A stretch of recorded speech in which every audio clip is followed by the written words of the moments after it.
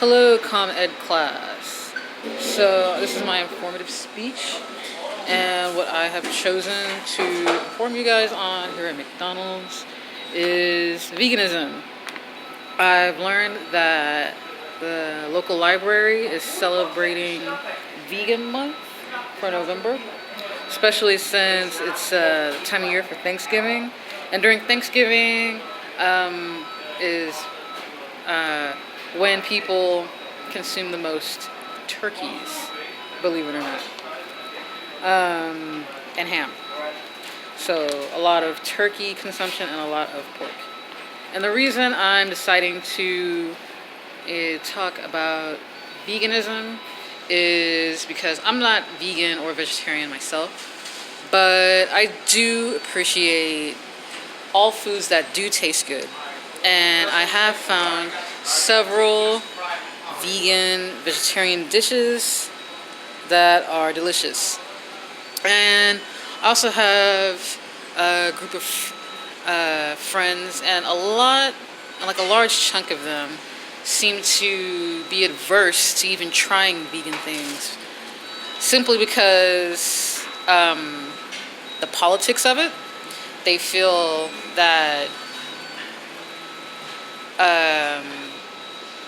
simply by being vegan, you're more likely to be less masculine or just more liberal.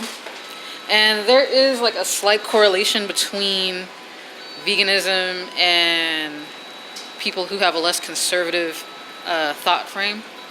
But just being adverse to trying like a few more vegetables or even like rice milk is somewhat strange. So, at least, to me. So, I'm just gonna drop a few facts that I was able to find. And most people do have like a slight compassion for animals. I've noticed this. When I was doing research for this particular speech, there's a video depicting chicks being tossed alive in a grinder, and the majority of the comments are McNugget jokes. Shout out to McDonald's. But also, most of the people seem to feel compassion for the chicks being ground alive, even if they were admittedly not vegetarians or vegans. So, a few facts that I was able to pick up are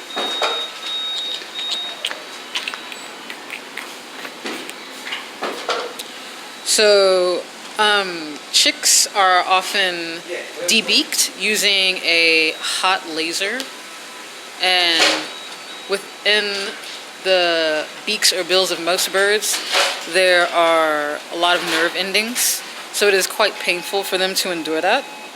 And the reason why they're debeaked is so that they won't peck each other to death during fights out of stress or boredom. Another thing is that there's something called forced molting for chickens, and molting is when chickens shed their feathers, but when chickens are starved to death, that'll cause them to lose out their feathers because of the stress and hunger, which would happen to like probably most anything. Like if you stress out a human and don't feed them, like I would assume the same thing would occur. In fact, it does occur. It's been documented that when that happens to humans, like the Holocaust and so forth, that exact same thing has happened. But the reason why farmers would want to get chickens to molt is so that egg-laying hens can come back into estrus and reproduce more eggs. Another thing is probably a little more well-known is when calves are taken from their mothers so that the mother cows produce milk. And then the calves are taken and crated for veal, and they are slaughtered at about 12 to 16 weeks of age. So, these are just a few of the practices of farming industry. Fisheries are also mass-produced fish in filthy conditions. Obviously, the fish are harmed. They endure filthy environments and so forth. They often get deformities, and oftentimes fish die from enduring the maltreatment. So one way that people are protesting this maltreatment of animals is by going vegan. And not everyone is exactly sure what veganism is. So veganism is the complete lack of consumption of animal products. So not only meat, but also no honey, no eggs, no milk.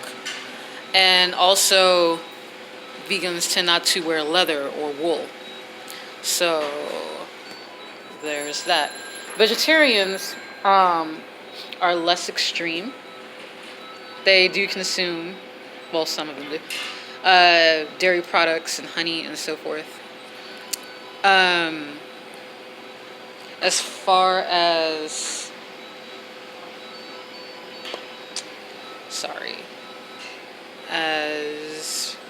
as, protesting the maltreatment of animals go, this is actually pretty effective.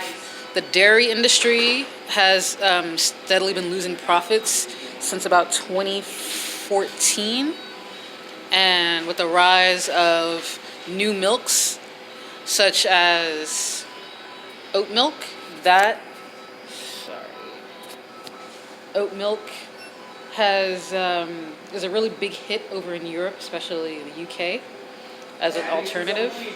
And pea milk made from yellow peas, which I have tasted and is pretty good. That's also another alternative that people have been using. And it's also detrimental to the dairy industry.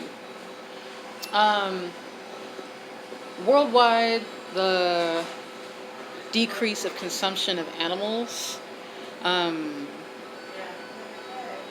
has proven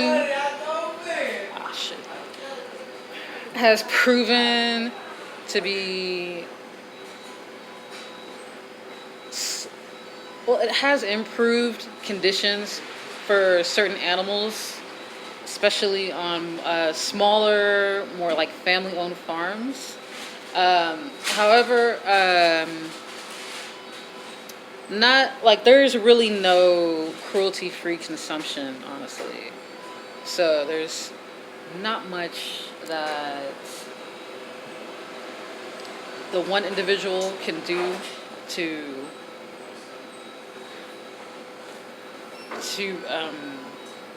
encourage industry to treat animals better, except to just not take part in it at all, which is what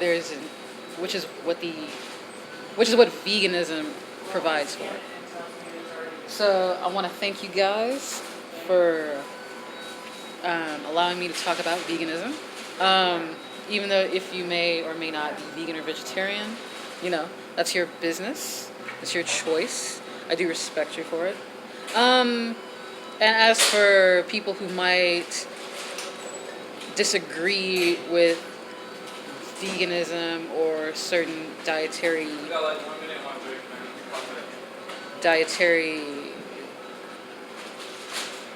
choices like that, simply because they find it strange or unusual,